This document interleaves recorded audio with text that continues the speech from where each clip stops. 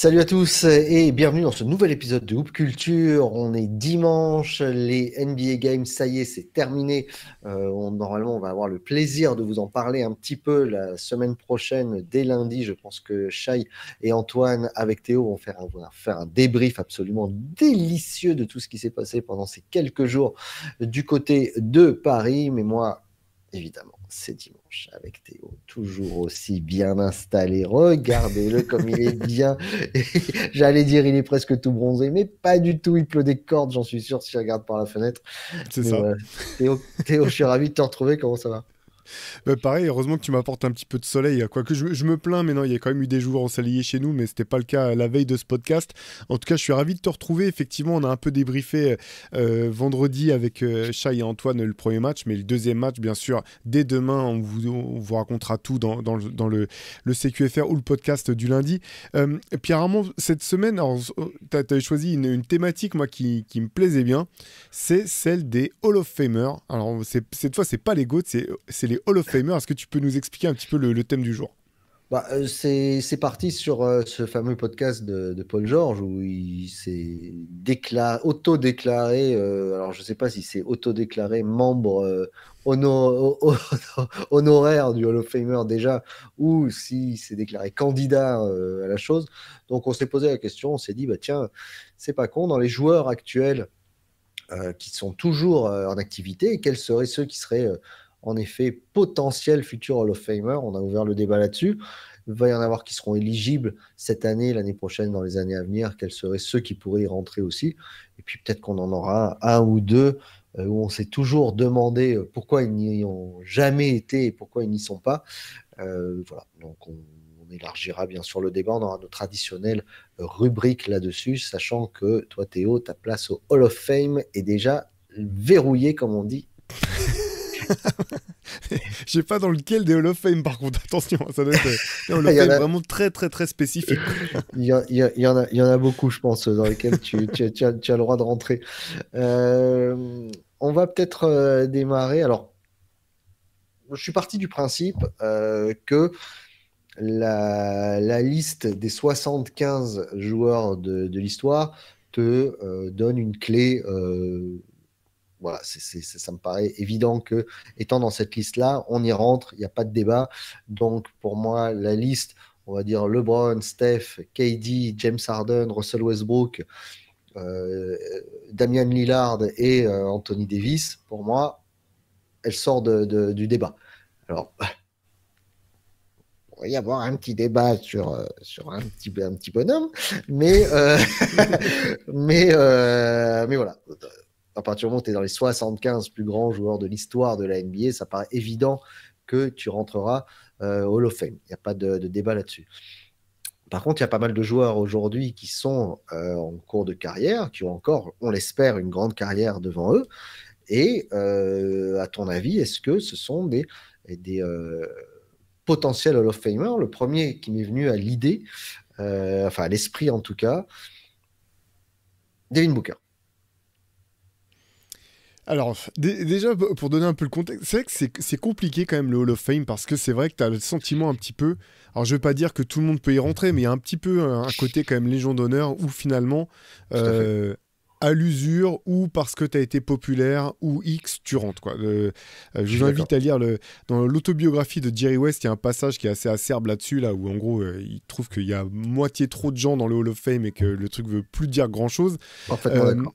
voilà, au bout du compte, c'est vrai qu'au début, enfin, par le passé, j'ai l'impression que c'était vraiment le cercle restreint, un petit peu sur l'image du Panthéon ou de l'Olympe, quoi, où tu fais rentrer vraiment les meilleurs des meilleurs, les plus grands des plus grands.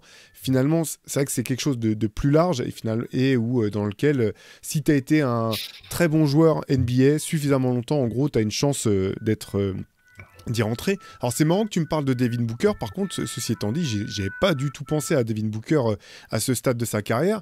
Euh, c'est un bon exemple au bout du compte à suivre hein, parce que tu as le côté où il est apprécié par ses pairs, il a été All-Star, il a remporté un titre olympique, hein, voilà, Euh, il était Alors, sur les non, deux campagnes. deux fois All-Star, deux fois Ah, deux All-NBA fois All-Star, pardon. Ouais. et quatre fois All-Star, deux fois All-NBA, pardon. Et donc médaillé olympique, et puis quand même des coups de chaud, un match à 70 points. Hein, on est dans un Ouais. cercle très restreint sur ce type de joueur. Ouais, bah, alors du coup, faut se projeter un petit peu. Tout dépend si t'imagines que derrière il va gagner un ou deux titres Voilà. dans le courant de sa carrière, ça change un petit peu la donne. Mais j'ai l'impression que c'est effectivement le type de joueur que tu décris comme Devin Booker. J'ai l'impression que finalement, s'il joue suffisamment longtemps, qu'il continue à comment dire, faire grandir pardon, ses totaux de nombre de points marqués, qui continue à être All-Star, il a une bonne chance d'être Hall of Famer. Et pour moi, c'est justement ce type de profil que je trouve parfois un petit peu compliqué quoi, dans les mecs qu'on retrouve au Hall of Fame, qui me font parfois un peu tiquer. C'est ça, alors après il y a aussi un contexte qui est particulier dans le sens où selon l'époque aussi, il est plus facile peut-être d'être All-Star, il est plus facile d'être NBA, il y a beaucoup de performances offensives qui sont importantes cette année, enfin, ces dernières années qu'on n'avait pas forcément sur d'autres périodes. Par exemple, il y a des joueurs comme Joe Johnson qui ont été 7 fois All-Star. Est-ce que pour autant, ça te verrouille une place au Hall of Fame, alors que des joueurs qui ont été moins de fois All-Star, ils sont rentrés? Donc, c'est un débat permanent. Le côté subjectif, là encore, qu'on défend bec et ongle dans les hoop culture, joue énormément. Euh, Moi, évidemment, Devin Booker, aujourd'hui, sa carrière s'arrête. Il n'y a même pas de débat sur le fait qu'il y soit ou pas, mais tu as raison de parler de ce côté populaire, parce que plus que jamais, on se pose la question, par exemple, pour Derrick Rose.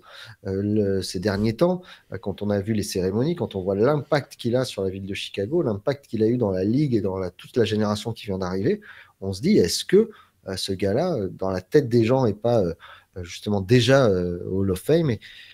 Est-ce qu'il y aurait un Hall of Fame où il y aurait un côté populaire évident qui serait plus important aujourd'hui? Je pense en effet.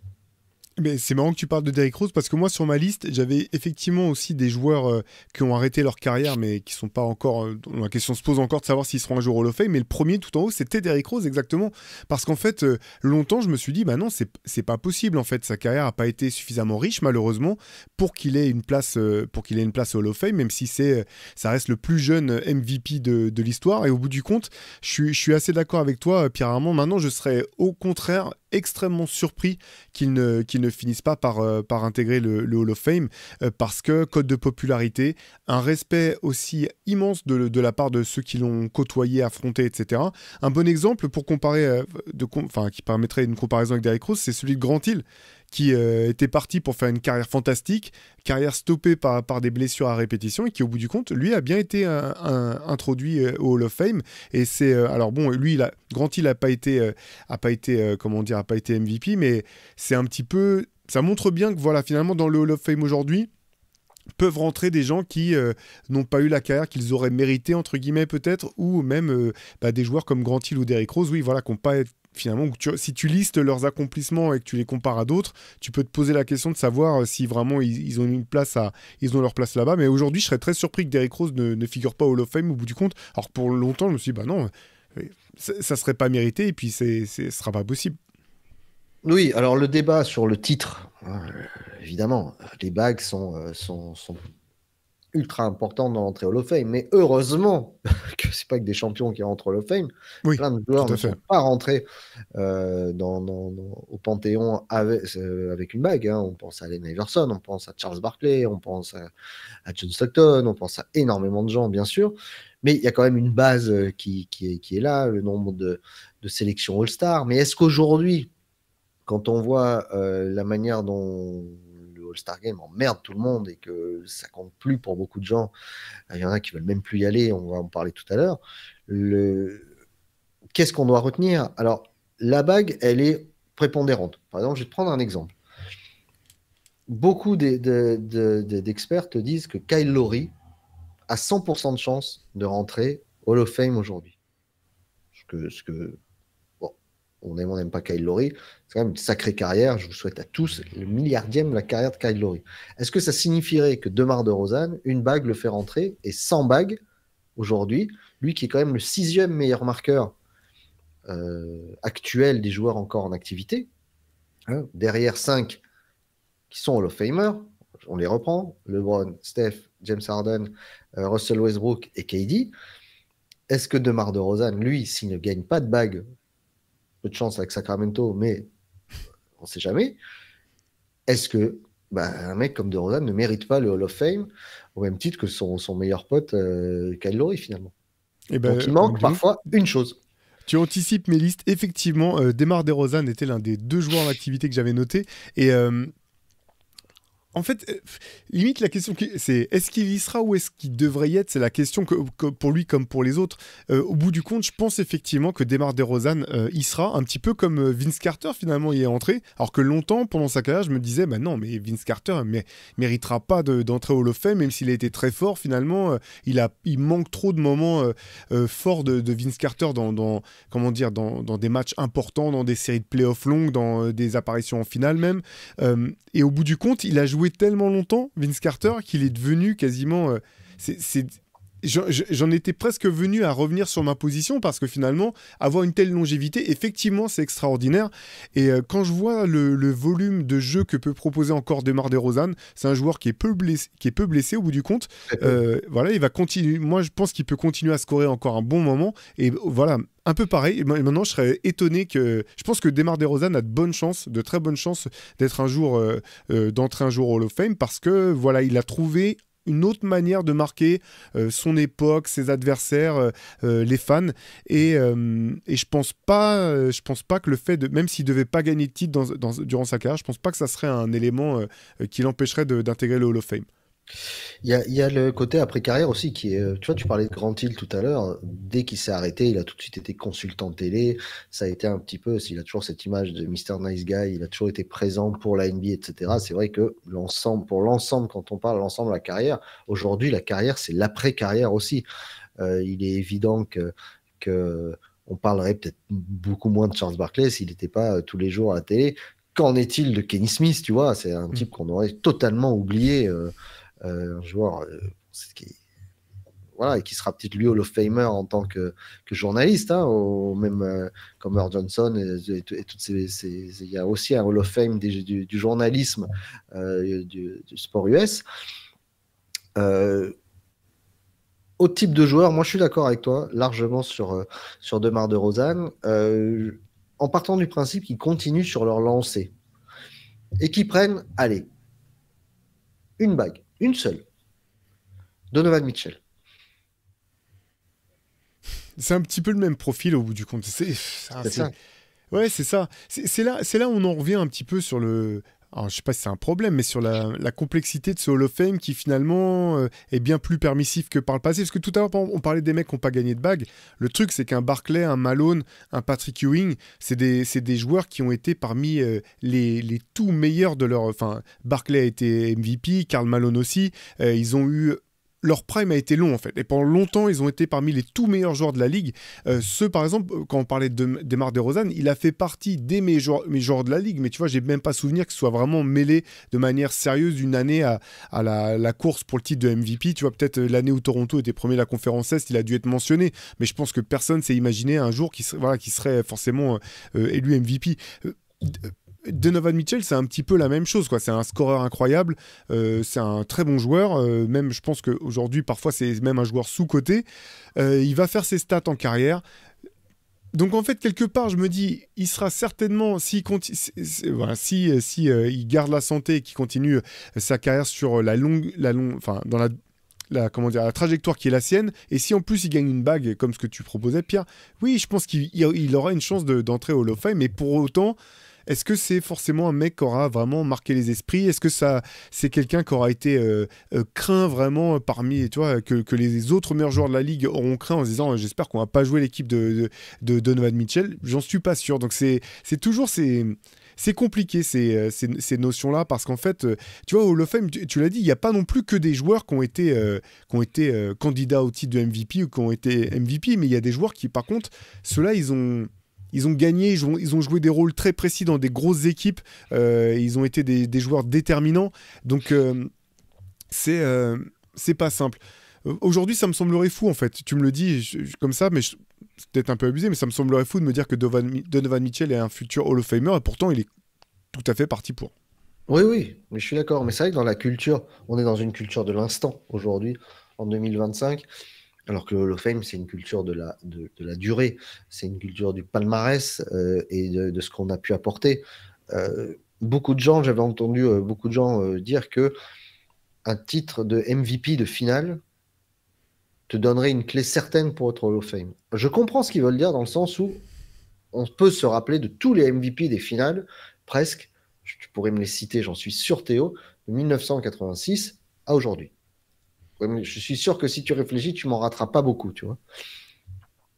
Alors que, donc, c'est-à-dire que sur une période de presque 40 ans, tu peux me citer 40 joueurs, alors que 40 Hall of Famers d'avant, qui ont été nommés entre aujourd'hui et entre 1986 et aujourd'hui, peut-être que tu les sors pas, tu vois.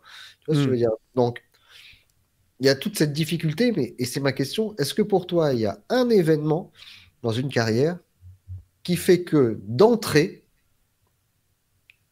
tu as un step de plus que les autres? Par exemple, un titre de MVP de la saison, parce qu'il n'y en a pas beaucoup, il y en a 60, il y a eu donc 75 saisons, donc 75 MVP potentiels, sachant que certains l'ont gagné plusieurs fois, donc il y a moins de, je ne sais pas combien il doit y en avoir, des MVP dans la ligue, il faudrait faire le calcul. Pareil pour les MVP des finales, est-ce que toi, pour toi, ça c'est déjà t'es ça, donc tu as de fortes chances, enfin, ouais, t'as un pas d'avance sur les autres. Alors, MVP de la saison régulière, j'aurais tendance à dire oui. C'est pour ça que le cas d'Eric Rose était aussi intéressant. C'est qu'il est passé d'être MVP, vraiment top 5 player tant qu'il était valide, jusqu'à finalement disparaître longtemps à cause de sa blessure au genou et finalement revenir en étant, ouais, même s'il a eu des beaux passages, l'ombre de lui-même. Et après, derrière, il a été l'ombre du joueur incroyable qu'on avait vu. Donc c'est pour ça que c'était aussi intéressant. Si tu as été MVP, c'est-à-dire que tu as été le meilleur des 450 joueurs qui peuplent la ligue, en gros. Ça, je pense que oui, je pense que c'est quand même une donnée importante et que si tu prends les mecs qui ont été MVP et qui sont au Hall of Fame, je pense pas qu'il y en ait vraiment où tu puisses te dire c'est pas normal et il aurait pas dû être Hall of Fame malgré son trophée de MVP. Par contre, MVP des finales, c'est assez différent et je trouve ça intéressant parce qu'effectivement, tu vois, quand je faisais mes petites recherches, j'avais même oublié que Chauncey Billups était déjà Hall of Fame en fait. Et c'est vrai que, tu vois, il faisait partie des joueurs, je me suis dit, bon, bah, je vais regarder, est-ce qu'il mériterait d'y être? Et puis je me suis rendu compte qu'il y était déjà, en fait, tout simplement. Ouais. Très bon joueur, Chauncey Billups. J'ai vraiment beaucoup aimé ses équipes de Détroit. Il a été effectivement MVP des finales en 2004. Et donc, il est Hall of Fame. Et pour autant, alors oui, il avait son surnom de Mr. Clutch qui a vraiment été basé. Si, enfin, les Pistons ont enchaîné les finales de conférence longtemps. Hein. Ils ont fait 2 finales NBA. C'est pas anodin. Mais est-ce que ça en fait un Hall of Famer? Manifestement oui. Je me serais vraiment posé la question plus en détail. Alors, c'est marrant parce que moi, la première fois que j'ai entendu les mots Hall of Fame, tu vois, parce que quand tu découvres la NBA, c'est pas les premiers termes qui viennent. Enfin, je l'avais découvert avant, mais la première fois que je l'entendais revenir avec insistance, c'était au moment de la Dream Team, où on te présentait cette équipe, et même les joueurs entre eux disaient, on est une équipe avec tant de futurs Hall of Famers. C'est-à-dire que 11. les gars en 92 étaient déjà sûrs, et on parlait, alors je parle pas, outre Magic et Bird, il parlait donc de Barclay, de Jordan, ok, à part, mais des gens donc de Scottie Pippen, de Pat Ewing, de Patrick Robinson, de Stockton Malone, de Chris Mullin. Ils étaient sûrs qu'ils y étaient. Déjà, tu vois, ce qui est curieux. Alors, on sait que toute l'équipe de la Dream Team est rentrée après au Panthéon, mais il y avait cette confiance en eux, et je pense qu'en effet, il y a un critère de durablement marquer les esprits. Alors pour moi, Chauncey Billups m'a jamais marqué. Évidemment, quand on parlait d'MVP des finales, nous, on a été beaucoup plus marqués par Tony Parker parce que c'était le cas, mais pour moi, un titre de MVP des finales, c'est quand même très important. Alors la question se pose, quid d'un gars comme Jalen Brown aujourd'hui? Est-ce qu'il verrouille en tout cas une partie, il a le Hall, il lui manque le Off Famer. Est-ce que pour toi, un mec comme Jalen Brown, alors on pourrait le prendre à l'envers, si ça s'arrête aujourd'hui, sa carrière, c'est qu'il a un calibre de Hall of Famer. Moi, je pense que Jalen Brown, ça a validé déjà son ticket pour le Hall of Fame, en fait. C'est-à-dire que dans le sens où, imaginons que cette équipe de Boston ne gagne plus de titres, que Jason Tatum et Jalen Brown continuent à faire des bonnes saisons ou des très bonnes saisons de très haut niveau, mais qui gagnent plus de titres. La question sera vraiment posée. Aujourd'hui, je suis sûr et certain que Jalen Brown sera au Hall of Fame, et notamment, voilà, c'est... Alors, il faudra voir l'impact que sera ce fameux trophée de MVP des playoffs, enfin de la conférence Est, là, parce qu'il a enchaîné deux, quoi. Il a été MVP des playoffs et MVP Ah oui, c'est vrai. des finales derrière. Moi, pour un joueur comme lui, je pense que ça valide déjà son ticket, alors que pour Jason Tatum, il y a déjà quasiment consensus. En fait, quand tu as été le meilleur joueur aussi longtemps d'une équipe comme les Celtics et que tu as gagné un titre, lui aussi, en fait, son ticket était déjà validé. L'autre question que j'aurais pour toi, Pierre Armand, par rapport à ça, c'est un joueur comme André Iguodala. MVP des finales lui aussi, longue carrière lui aussi, qui a aussi marqué les esprits d'une certaine manière, avec notamment après son passage comment dire, aux Warriors, mais qui avait été déjà excellent, que ce soit à Philadelphie, brièvement à Denver. Toi, comment est-ce que tu vois André Iguodala pour le Hall of Fame? Moi, je vais te poser la question autrement. Tu me dis Grant Hill au Hall of Fame. Si tu me dis Grant Hill au Hall of Fame et Iguodala au Hall of Fame. Mais si tu sais que Sean Kemp n'est pas au Hall of Fame, qu'est-ce que tu fais d'André Iguodala? Tu vois ce que je veux dire? La question, elle se pose sur mille manières, parce que voilà, moi j'ai cherché ce qui n'était pas. Sean Kemp qui est pas, c'est une surprise. Je pensais qu'il y était.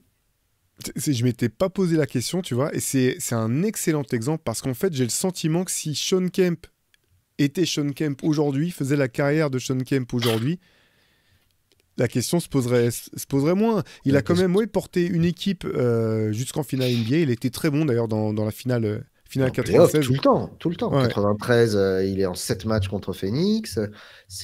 Bon, alors, il se plante en 94, lamentablement, mais bon, tout ouais. le monde a le droit de se planter. Mais c'est un joueur enfin, marquant. Marquant. Promène-toi dans la rue, je pense que le maillot si tu trouvais aujourd'hui, Théo, je te mets 5 maillots en solde, dont celui de Sean Kemp. Je t'en mets 20 et il y a celui de Sean Kemp dedans. Je suis pas sûr que tu sautes pas dessus, tu vois. Non, mais c'est un excellent exemple, tu vois. Et pour le coup, tu parlais de l'après-carrière. Je pense que là, vraiment, Cata. ça joue beaucoup, en fait. Ah Déjà, il y ouais, a la fin de carrière qui était quand même moche, hein, moche. après le lockout en 99, là, il revient avec, je sais pas, 30 kilos de trop. Ça fait complètement dérailler sa carrière. Et le fait que derrière, effectivement, c'est pas du tout quelqu'un. Je pense que c'est quelqu'un qui a l'air plutôt timide, réservé, qui a pas du tout voulu rester sous les lumières des projecteurs. Je pense qu'effectivement, ça a contribué au fait que bah, il y a ceux comme nous, en fait. On l'a vu jouer, on se rappelle de ses dunks incroyables, même de sa progression en tant que joueur au fur et à mesure des saisons. Donc nous a marqué, mais derrière, je pense que il y a un jeune public qui sait pas du tout qui est Sean Kemp, en Bien fait, sûr. qu'on a jamais entendu parler, qui a vu pas. T'es passé, tu vois des images de highlights, mais si tu connais pas les noms, bah c'est un dunker des années 90 parmi plein. Oui. Tu le retiens pas forcément si tu l'as pas vu à l'époque, quoi.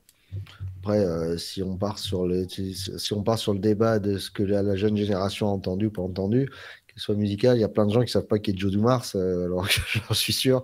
Et il y a plein de gens qui pensent que Danny Ainge n'a jamais été joueur de sa vie, tu vois. Donc, je vais te poser des noms et tu me dis si ça s'arrête aujourd'hui, est-ce qu'ils y vont? Alors, il y en a des plus évidents que d'autres. Euh, Bam Adebayo. Trois fois All Defensive, finaliste, médaille d'or, des actions mémorables, un coéquipier modèle, un club. Si ça s'arrêtait aujourd'hui, je dirais non. Je dirais Je suis, non pour je suis Bam, que d'accord. j'aime beaucoup par ailleurs, mais je pense que Et s'il quand continue à même, faire du BAM, s'il continue à faire le Bam, non, j'aurais tendance à dire non. Honnêtement, alors je suis dur alors que j'aime beaucoup le joueur, quoi. Mais je trouve que ces moments vraiment de prime et de domination sont pas suffisamment constants je suis et d'accord. pour voilà. Je suis d'accord. Je suis d'accord. Je passe sur Jalen Brown, pas Jalen Brown, Jalen Bronson, Kat.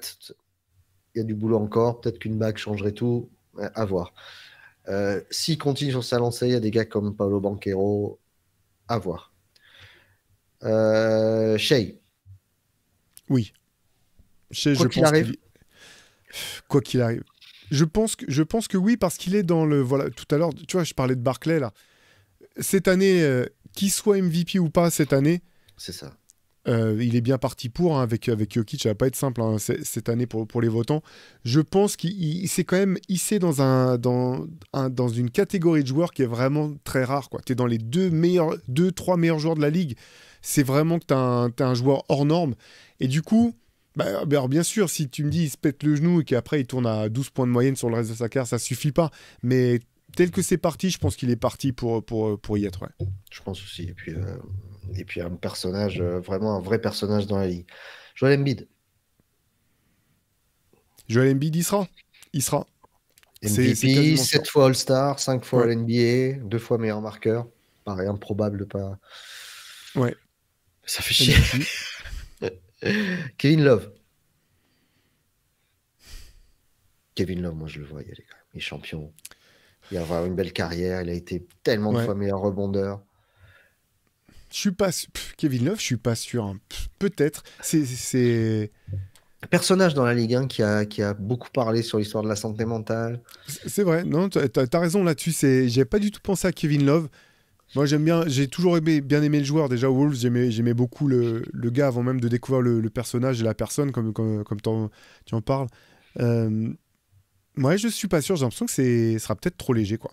Tu crois? Mm. Je sais pas si tu as vu, pardon, j'y pense, mais il a posté sur Instagram un truc qui m'a fait exploser de rire. Tu sais, Jimmy Butler a été suspendu pour 2 matchs à nouveau cette semaine par le 8. Il a posté, Kevin Love, un extrait de Scarface vers la fin, quand Scarface est complètement bourré, il se pointe dans un restaurant ultra chic et il dit un truc, ouais, voilà, il est là le mauvais garçon, vous voulez voir le mauvais garçon, il est ici le mauvais garçon. Je vous le dis en français hein, parce que je n'oserais pas imaginer Al Pacino. Et il avait marqué juste, Jimmy Butler qui va au restaurant ce soir à Miami. J'ai trouvé ça excellent. Il est très très bon sur les réseaux, Kevin Love. Alors, est-ce qu'après le resto, Jimmy Butler, il va au Hall of Fame? Moi, je pense que oui. Je pense que oui parce que au-delà des sélections dans les meilleurs 5 de la ligue, des meilleurs 5 défensifs, 2 finales NBA quand même. Et en 2020, je vous invite à regarder ses stats, ses moyennes sur la finale, c'est monstrueux. Il fait un triple-double en finale NBA avec plus de 40 points. Je pense que c'est Hall of Fame. C'est pas Malgré... simplement parce que j'aime bien le joueur. Hein, voilà, je pense qu'il coche. Alors, il a pas de titre, mais sinon il coche toutes les autres marques nécessaires. Alors, c'est marrant quand même parce que.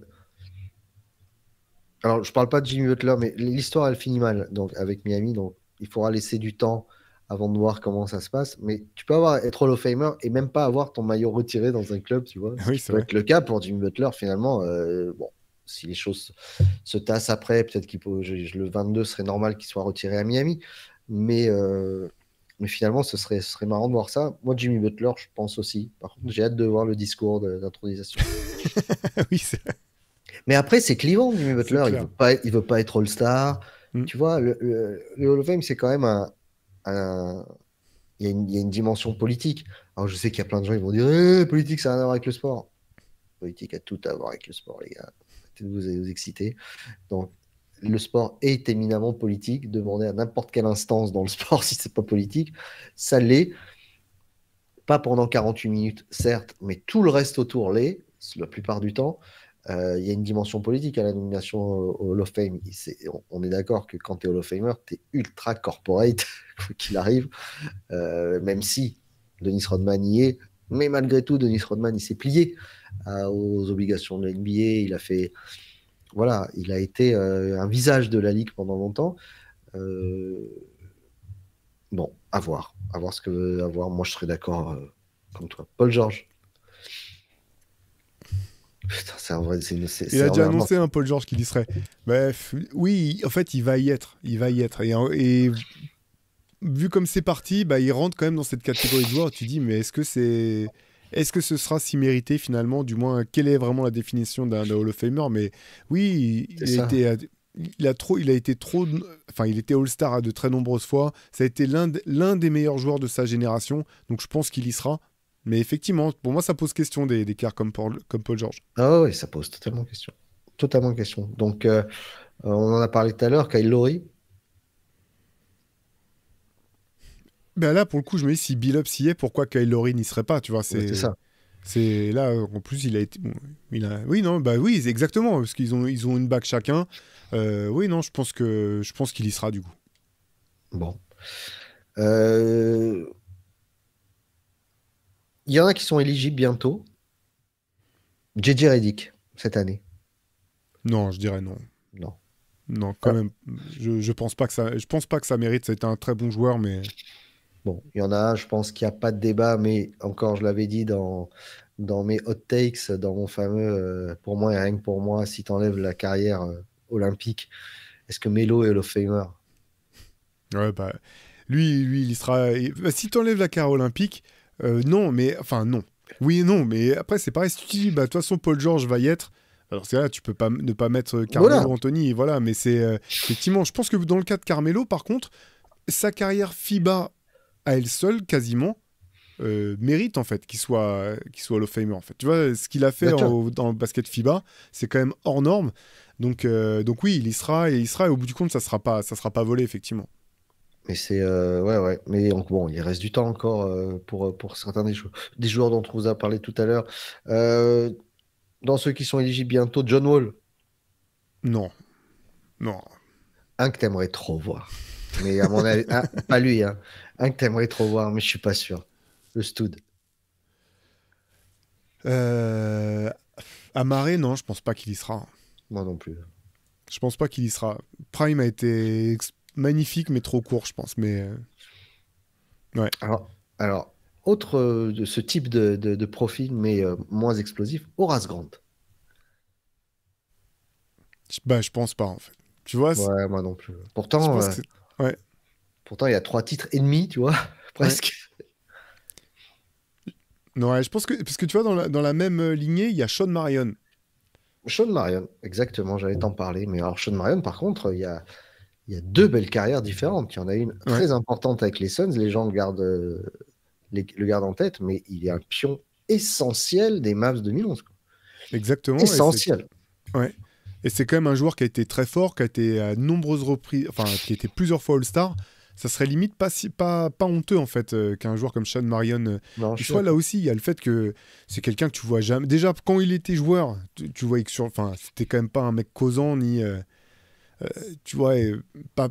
On se rappelait voilà, de ses highlights parce que c'était The Matrix, ses tirs à 3 points bizarres, mais qui rentraient sur la fin de sa carrière. Mais c'est un joueur qui était impactant uniquement sur le terrain, pas particulièrement dans la culture basket. Et je pense que ça le dessert aussi de ce point de vue-là, quoi. Oh, je suis d'accord. Je suis d'accord. Moi, Sean Marion, par contre, je le mets. Mm. Moi, J- ça me pose pas de problème. J'en ai un autre pour toi, Pierre Armand. Vas-y. Robert Torrey.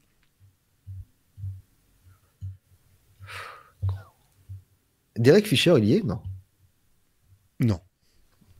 J'espère jamais. Je suis pas. Non, mais voilà. Ouais, Robert Torrey, putain. Moi, Je moi, serais tenté de le honnêtement, mettre quand même parce que moi, je c'est. serais tenté de le mettre parce qu'il y a le nombre de bagues, il y a le fait que Qu'est-ce que même si c'est c'était un role important. player, il a Non, toujours été trop déterminant, même à important. Houston. Ah bah, Houston, putain, mais Ouais. complètement. Mm. Complètement. Il met un tir décisif en 95 dans le match 3 et il est bon contre New Ouais. York. Il est rookie. Il est rookie. Je sais plus Bah, c'est la s'il est question que je rookie. me posais plus tôt dans la semaine. S'il est Non, pas c'est Sam rookie, ça devait être Cassell sa qui est deuxième rookie, je saison. crois. Sam Cassell était rookie, mais je pense que Robert Torrey, ça devait être sa deuxième saison ou quelque chose comme ça, pas plus. Allez voir, attends, il avait pas peur, hein, Robert Torrey, en Ouais. 94, la finale, il va à la maillotche là, sur les Oakley Mason, et enfin, il tient tête. Pourtant, à côté de lui, il avait quand même, comment il s'appelait, Carl Herrera, Ouais. Otis Thorpe, qui étaient des, des bons maillotcheurs aussi.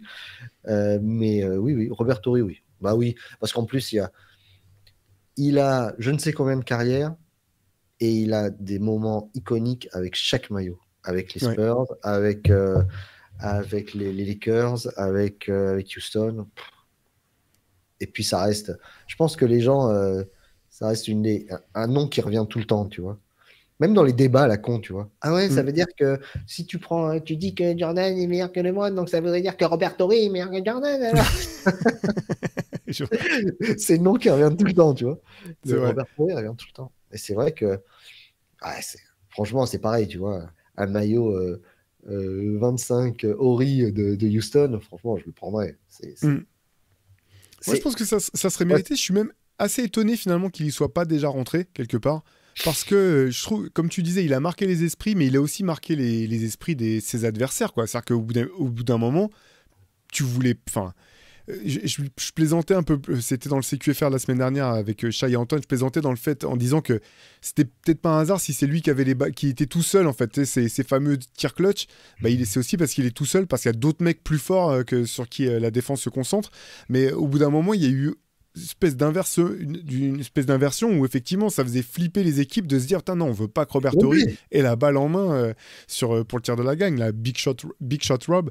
Donc moi je pense qu'il mérite vraiment sa place de Hall of Famer. Non, mais à partir du moment où t'es craint, c'est comme Rudy Gay, tu vois. Alors on va pas mettre Rudy Gay, mais Rudy Gay, je me rappelle. Fucking Rudy Gay. Cette vidéo est magnifique. La vidéo, elle est folle, c'est rien que celle-là. Non. Si vous voyez, je sais pas si vous voyez ce dont on parle avec Pierre Armand, une vidéo d'un fan qui filme depuis les tribunes sur une fin de match où donc lui il est pour l'équipe qui est face à celle de Rudy Gay, je me rappelle plus du contexte, et il se met à hurler quand Rudy Gay a la balle en main. Voilà, j'étais à San Antonio, non, je sais plus où il était, à quel endroit, ou à Memphis, je sais plus où il était. Il devait être à Memphis, je pense. Et donc, il se lamente du fait que son équipe laisse Rudy Gay avoir la balle en main pour le game winner, et il plante le game winner, et il est là, no, not Rudy Gay, it's fucking Rudy Gay. No, it's Rudy Gay! No! No! No! Not this guy! Not this guy! No! Oh my God! You fucking asshole! No! Alors que tu vois, j'avais jamais identifié Rudy Gay comme étant un joueur clutch. Par ailleurs, cette vidéo a beaucoup fait pour sa légende, je pense. Il hurle pour pas qu'il ait la balle en main, et dès qu'il l'a, il se met à hurler, genre faites une prise à 4 sur lui. C'est clair. Et il le met évidemment, et t'as le hurlement, tu vois l'image qui tremble tellement il crie, le pauvre, il est désespéré. Est-ce que tu as des chouchous, toi, tu t'aimerais trop qu'ils rentrent au Hall of Fame rien que sur un fait ou une période?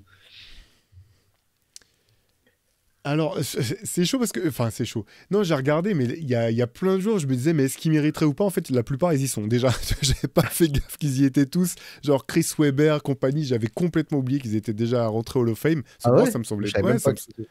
Ouais, j'ai regardé, ça me semblait pas si évident que ça, tu vois. C'est des gens que j'ai beaucoup aimés à certains moments de leur carrière. Parmi les joueurs actuels... Non, mais même pas actuel, ou un truc, tu sais, un gros truc de mauvaise foi, genre rien que pour... Tu sais, quand tu dis rien que pour ça... Il y a mon gars Eddie Jones, voilà, je suis obligé de mentionner mon gars Eddie Jones qui mérite pas du tout d'y être, mais que moi j'ai adoré voir jouer Eddie Jones tout du long de sa carrière. Donc ouais, ça sera un gars comme ça, ouais, polyvalent, qui fait tout très bien. J'adorais. Toi, ce serait qui? Jeremy Lin pour ses 15 jours. Oui. Vas-y, t'as fait 15 jours que à peu près 95% des joueurs NBA ne vivront jamais. Les 15 jours les plus aberrants de l'histoire de la Ligue. Voilà. Parce que c'est évidemment que ça n'arrivera jamais, on est d'accord.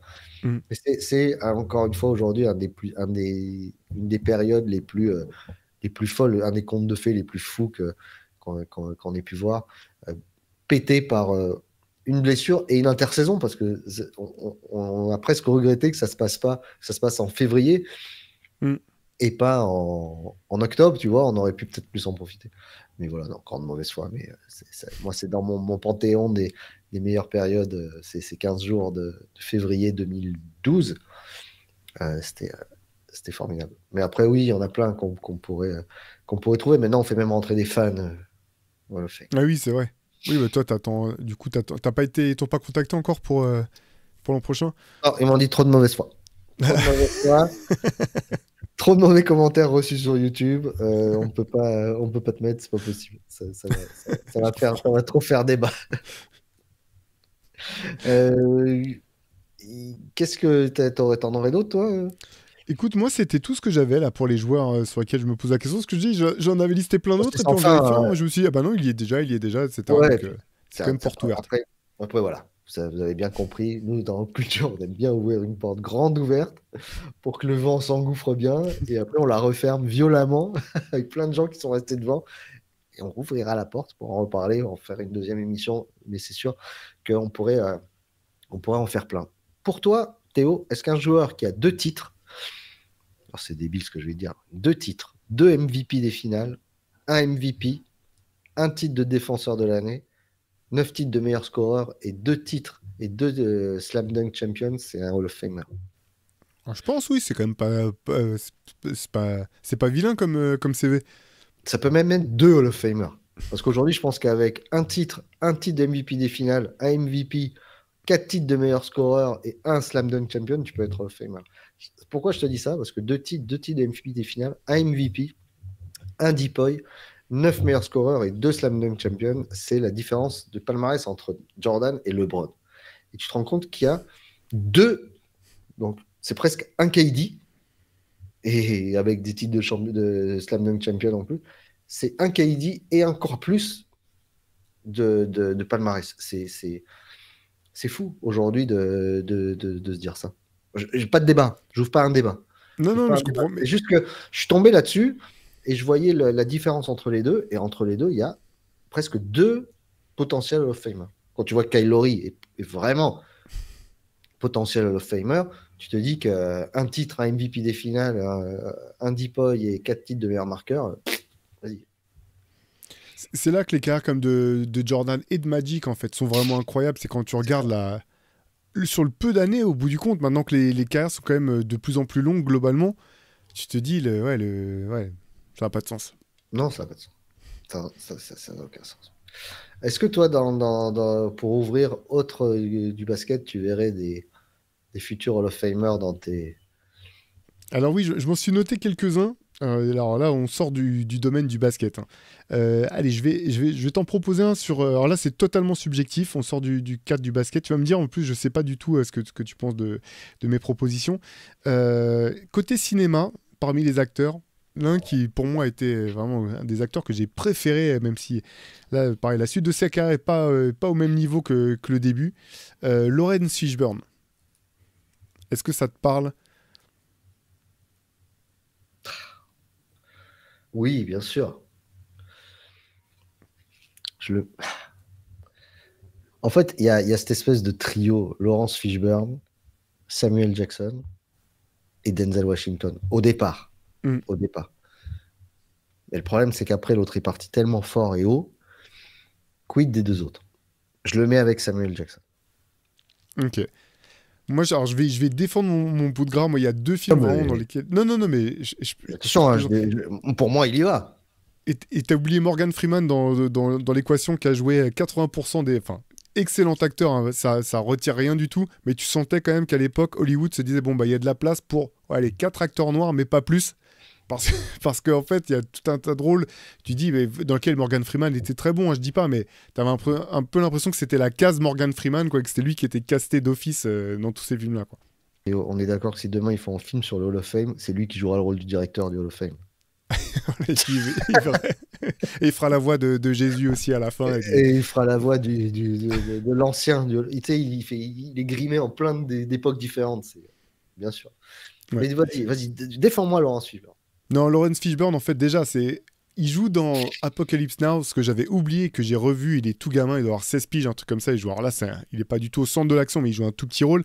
Mais par contre, sa performance dans Boys in the Hood, dans le rôle le nom de ce personnage, on dirait, c'est genre le meilleur nom de rappeur jamais inventé. Furious Styles, c'est le nom de son personnage dans Boys in the Hood. Il est incroyable, notamment pour ceux qui l'ont vu. Là, il y a une scène où il se demande ce que son fils est sorti de la maison. Il a peur qu'il fasse une connerie. Il a simplement des boules anti-stress, là, tu vois, des boules en métal qui fait. Rien que cette scène-là, le charisme est monstrueux. Il y a sa performance dans un autre film que j'adore, c'est King of New York, aux côtés de Christopher Walken, un film d'Abel Ferrara, là, dans lequel il joue, je pense, à l'écran, le premier gangster hip-hop, en fait. Vraiment, il a limite, pour avoir lu des interviews d'Abel Ferrara, il a vraiment participé à la création à l'esthétique du rôle, et c'est vraiment, je pense, à l'écran, le premier gangster de la génération hip-hop. Il est excellent dedans, très marquant, et il y a une petite... même dans Matrix, en fait, dans Matrix. Je le trouve tellement plus charismatique que Keanu Reeves sur les quelques scènes où ils sont face à face, que voilà, c'est un acteur que moi que j'ai adoré vraiment, avec un charisme incroyable, et finalement qui a pas du tout fait la carrière que j'imaginais qu'il ferait par la suite. Alors certainement des mauvais choix. Je crois je m'inquiète pas pour ses revenus, hein. Je crois qu'il a joué dans des séries télé où jouait un enquêteur, je sais plus à quelle était les séries policières la télé, mais ouais, le prime de Lawrence Fishburne, c'est vraiment quelque chose. Non, il y a pas. Moi, je suis parfaitement d'accord avec toi. Moi, je mets tous les jours Matthew McConaughey. Oui. Mais quid de celui dont il aurait pu prendre un rôle qui est iconique dans la culture basket, quid de Woody Harrelson. Il aurait très bien pu jouer dans White Man Can't Jump s'il avait eu Matthew McConaughey des années avant. Je connais pas sa dimension comique. À Woody Harrelson, tu veux dire? Non, à McConaughey, pardon. McConaughey. Ouais. Mais Woody Harrelson, lui, il est capable de tout faire. Mais voilà, quid de Woody Harrelson, parce qu'il a eu des rôles profonds après, par la suite. La série de True Detective où ils sont côte à côte, là, dans le genre, faut pas être déprimé au moment où tu mates la série, hein, je vous le dis tout de suite, si vous n'avez pas regardé cette série qui est vraiment super, hein, d'ailleurs, mais faut quand même être bien accroché. Toi, c'est le genre de série où je suis dedans, mais à la fin de l'épisode, je fais non, mais on n'en met pas un deuxième tout de suite. là, je l'ai pas binge-watché cette série, tu vois, je les ai regardés un après l'autre, c'est un peu dur, mais ouais, ils sont excellents tous les deux. Mais c'est bonne question, hein, Woody Harrelson. J'ai l'impression que c'est quelqu'un qui a... J'ai pas eu le sentiment que ce soit quelqu'un qui a eu l'envie de jouer vraiment le jeu de Hollywood, tu sais, à fond, quoi. Tu vois, finalement, je connais peu de choses sur lui, donc je pense qu'il était ravi de faire ce qu'il a fait comme carrière, mais je suis pas sûr qu'il ait eu ses aspirations, tu vois, en termes de récompense. Je suis d'accord. S'il reste une place au Hall of Fame, une seule, et il y en a 3 qui arrivent. Adam Sandler, Ben Stiller et Will Ferrell. Moi, je prends Will Ferrell, mais de manière directe. Je suis tellement fan de son style d'humour totalement débile. Uniquement pour le discours d'intronisation et la manière dont il va arriver. Exactement. Mais non, en y réfléchissant, j'aurais hésité aussi avec Adam Sandler. En fait, j'aime beaucoup les films d'Adam Sandler. Ben Stiller est cool aussi. Ouais. Ben, oui, c'est vrai. Mais j'ai moins, tu vois, des 3, je pense que c'est celui que j'aime le moins, en fait. Amoureux de basket, les 3, complets. Oui, c'est vrai. C'est vrai. Adam Sandler, ce qui me fait marrer avec ses comédies, c'est que je trouve que souvent, tu dis, c'est vraiment...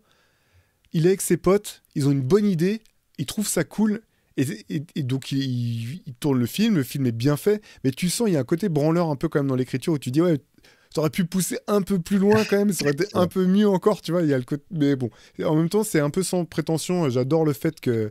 il soit tout le temps sapé pareil dans sa vie tous les jours avec des shorts de basket extra larges comme si on était en 2000 et qu'il n'ait pas l'air d'en avoir quelque chose à carrer de la mode. J'aime bien le personnage. Ouais. Bon, ça me va. Est-ce que, à l'instar de la Dream Team, est-ce que pour toi, c'est une série que tout le monde a vue? Alors, quand je parle du casting, je peux parler du casting de How I Met Your Mother ou de Friends, par exemple. Tout le monde y va? Hall of Fame? Ou tu sélectionnes? Dans les castings de ces 2 séries, tu veux dire? Ouais. Pour toi, est-ce que c'est ces castings où tu te retrouves avec 6 personnages ultra interdépendants? Tu vas nous dire que je vois ta tête que tu vas me dire je suis pas spécialiste, mais bon, donc on n'en parle pas. On pose la question à Non, ouais, répondez, parce que je suis mal placé. Honnêtement, Friends, j'ai tout vu, parce que, pas quand c'est sorti du tout, mais parce que, voilà, mon épouse et puis maintenant ma fille sont fans, donc j'ai tout vu. Je trouvais ça sympa, mais j'avoue que j'ai jamais été fan des séries sitcom. Et How I Met Your Mother, j'ai vu 1 ou 2 épisodes en passant, mais j'ai pas tout vu du tout, donc je suis mal placé pour répondre. Je te conseille de la voir, How I Met Your Mother, parce que c'est un autre truc. Au niveau, qu'est-ce que tu as écouté de bon cette semaine, qui rentrera peut-être pas au Hall of Fame sur l'ensemble, mais en tout cas dans ton Hall of Fame of the Week? Eh ben écoute, mon track of the week, je te l'ai envoyé juste avant qu'on enregistre là. C'est c'est un nom de groupe, mais c'est un mec tout seul qui s'appelle Nightmares on Wax. Voilà, un Britannique qui fait de la musique électronique depuis un pack, voilà, au moins 20 ans, hein, je pense maintenant. Voilà, des fois ça tire un peu vers le drum and bass, des fois ça tire un peu vers l'électro tout simplement. Et il a sorti un EP avec 3 remixes du morceau qui s'appelle Typical. Et pour ces 3 remixes, il a engagé vraiment que des pointures. Il y a un remix signé de Fat Freddy's Drop. Tes chouchous. DJ Fitchy, ouais. DJ Fitchy. Ouais. avec une vraie vibe drum and bass, vraiment très cool. Il y a un autre mix qui est signé par Little Dragon, le groupe électro de Suède, si je ne me trompe pas. Et il y en a un de mes chouchous de Manchester, les Children of Zeus. Les 3 remixes sont excellents. Moi, j'ai forcément un peu plus flashé sur celui de Children of Zeus. Donc, le morceau s'appelle Typical. C'est un remix donc, de Nightmares on Wax. Et voilà, j'ai adoré le remix, mais j'ai adoré les 2 autres versions. Je connaissais pas le morceau original, donc je suis allé l'écouter. Et j'ai oublié de préciser effectivement que sur le morceau est invité Jordan Rakei, un chanteur dont tu nous avais déjà parlé d'ailleurs, Pierre Armand, néo-zélandais si je me trompe pas, avec Exactement. Une voix incroyable. Donc vraiment, le morceau est excellent. Toutes les versions sont intéressantes et de très bonne facture. Donc c'était mon coup de cœur de la semaine. Ah, et puis très très très très beau casting là. J'avoue que quand j'ai vu ce que tu m'as envoyé, j'ai regardé tous les noms, j'ai fait wow, on ne peut pas ne pas aimer ça.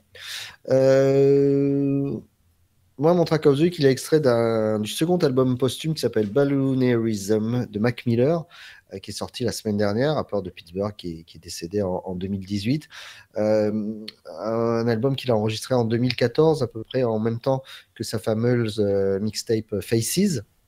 Donc voilà, un album beaucoup plus expérimental. Peut-être que les fans hardcore de Mac Miller vont être un peu déboussolés en écoutant ça, mais c'est vachement intéressant, ça permet de découvrir un peu mieux le personnage. Je ne sais pas si vous avez vu la pochette de ce disque, très cool, très cool et qui résume super bien le disque. C'était un peu sans dessus-dessous, avec ce visage très cubique là, c'est assez marrant. Et j'ai adoré un track qui s'appelle Funny Papers. Voilà, donc je vous conseille d'aller écouter ça. Mac Miller,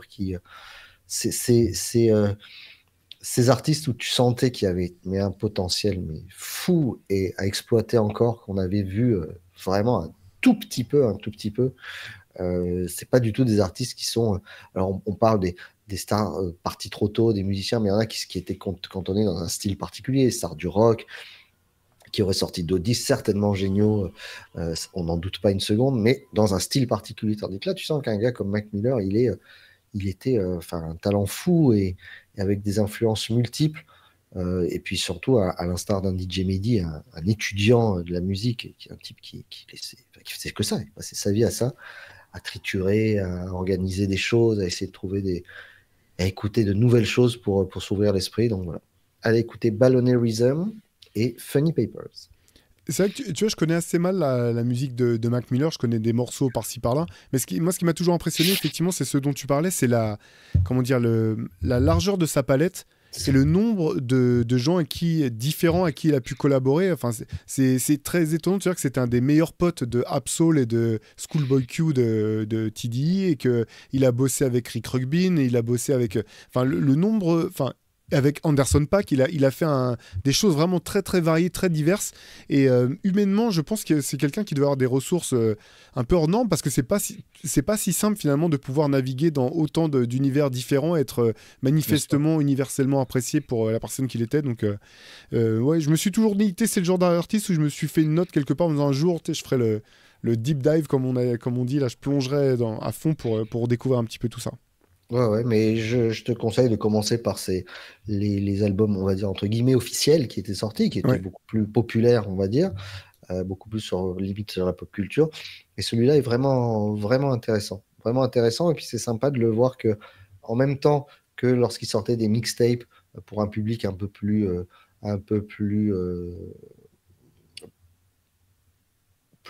classique, on va dire, sur ce qu'il avait l'habitude de faire, en même temps, il préparait quelque chose de beaucoup plus introspectif et beaucoup de gens diront barré, mais pas forcément barré, mais en tout cas plus difficile d'accès.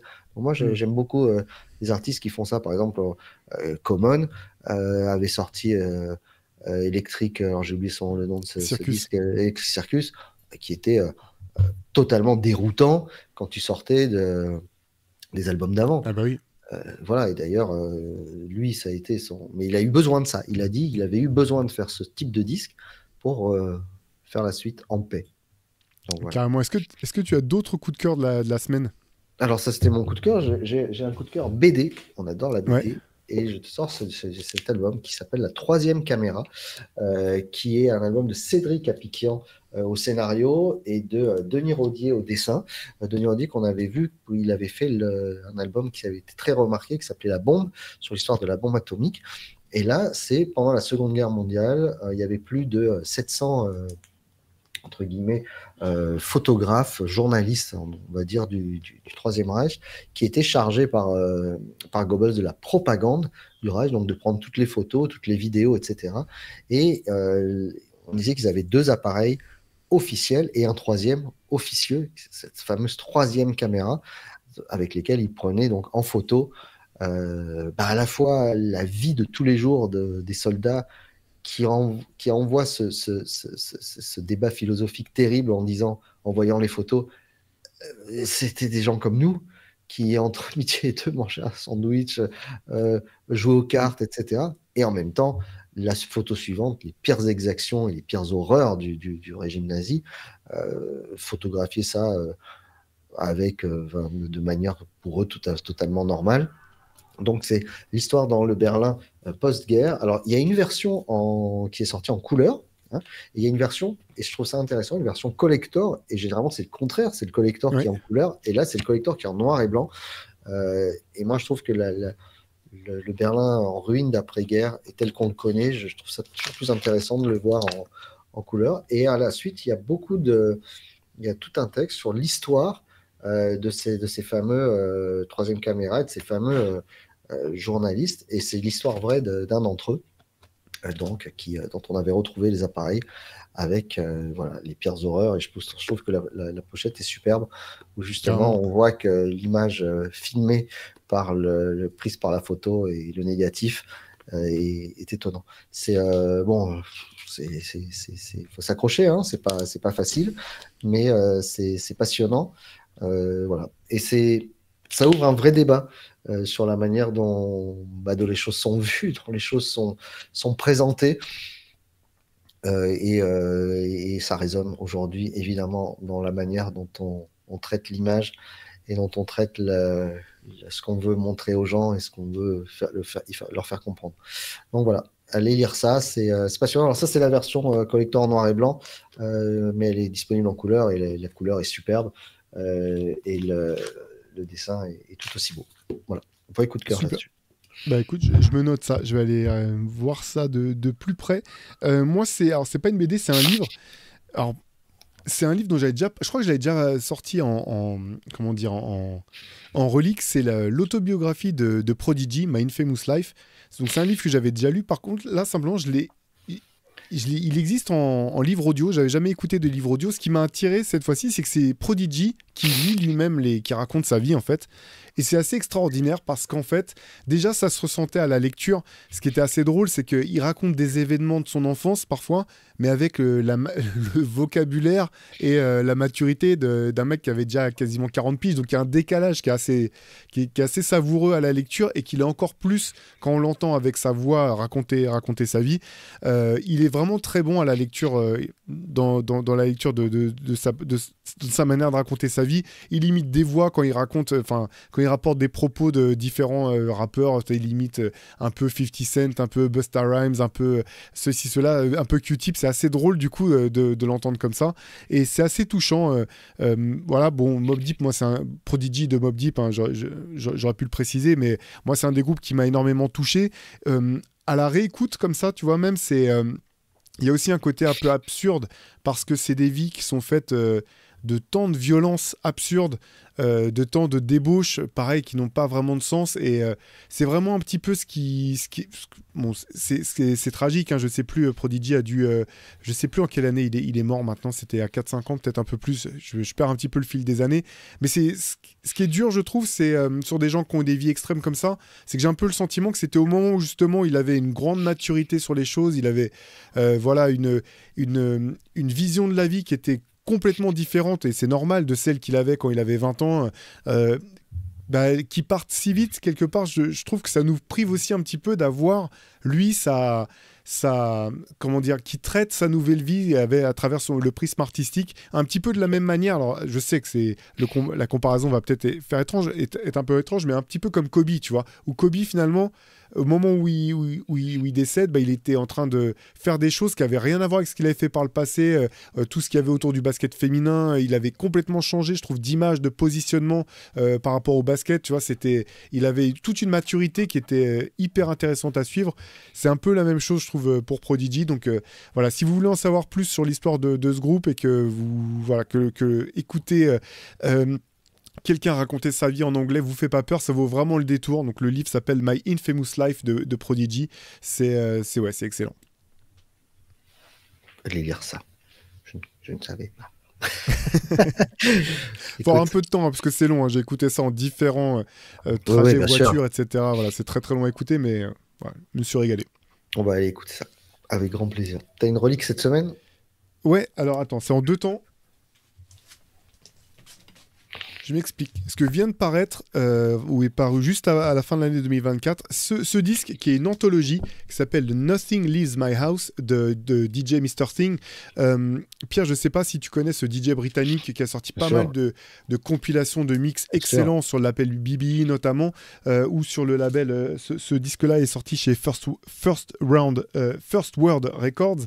C'est un mec qui est Ouais, voilà, exactement. C'est un mec qui a été champion d'IMC dans les années 90, etc., mais que je trouve excellent au mix. Et en fait, le concept de cette série, qui est vraiment cool, c'était que, en fait, ça s'appelle Nothing Leaves the House, parce qu'il a une collection de disques complètement dingue, et il avait décidé d'inviter 3 beatmakers, en l'occurrence l'excellent Tall Black Guy, Eric Lao et Kid Knievel, à venir chez lui, choisir des disques, ce qu'il voulait pour faire des sons. Par contre, les disques ne pouvaient pas sortir de chez lui.